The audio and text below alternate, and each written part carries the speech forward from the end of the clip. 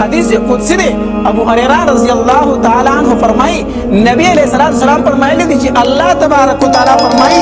انا عند ظن عبدی بی چی زد خپل بنده پا گمان باندے اللہ تبارک و تعالی فرمائی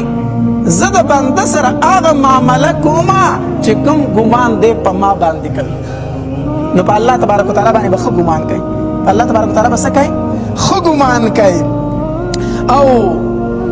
دا بوای چې زما رب ډیر غفور رحیم دی ما با وبخي ځکه الله تبارک وتعالى فرمای ان الله لا يغفر ان يشرك به ويغفر ما دون ذلك لمن يشاء الله تبارک وتعالى صرف شرک نه بخي دا د الله قانون دی دا الله قانون دا چې کفر او شرک نه بخي ورنه کو دا الله خو شي نو دا ټول کافر به وبخي کو نه بخي او به بخي کنه سو ته تفوس کولی شي نشي خو دا الله قانون دا نه دا الله قانون دا نه چې هغه کافر او مشرک وبخي دا الله قانون دا نه دی تدین ما سوا سمره گناونه دي چاته چې خوښ الله تبارک وتعالى سکی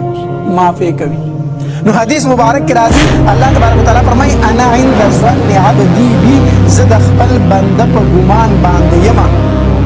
نو په الله تبارک وتعالى باندې بخو ګمان ساتي چې الله تبارک وتعالى به ما وبخي نا امید کیږي به نه چې نه ما دومره ګناونه کړی دي چې زما د بخلو چانس نه دی پاتې شوی دا به نه وای دا ګناه ده دا څه ده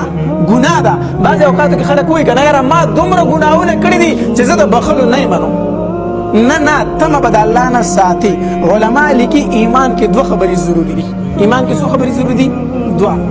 یره او تمه یره او تمه د الله د عذابونو نه به یریږي دا یاره به دې په زړه کې وي خو تمه به هم ساتي چې زما رب ډېر مهربان دی ما به وبخي دې ته څه ویلی شي ایمان ویلی شي منځ دې وکړو نن د جمعې منځ تا وکړو دې کې به دا دوه خبرې په خپل زړه کې راولي یوه خبره به دا راولي چې الله تبارک وتعالی څنګه منځ غوښتی دی هغه خو ما ونه کړو الله چې څنګه منځ غوښتي هغه خو ما ونه کړو ځکه زه هغه شان منځ چېرته کولی شم زه ډېر کمزور یم نو یاره چې زما د مات ګوډ منځ به قبول شوی او قبول شوی به نه وي دا یاره به په زړه کې وي ښه دا به نه وي چې ما منځ وکړو زه خو ورسېدم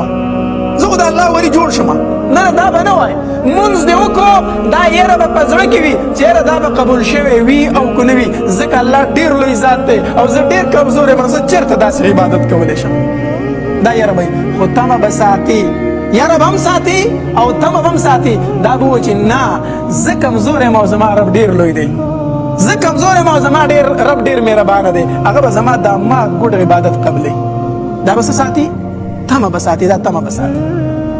نو الله تبارک وتعالى فرمایي چې په ما څنګه ګمان کوي که نه کو ته وایي چې الله مې د سره بخي نه جوړېږي کني نه دي بخي بیا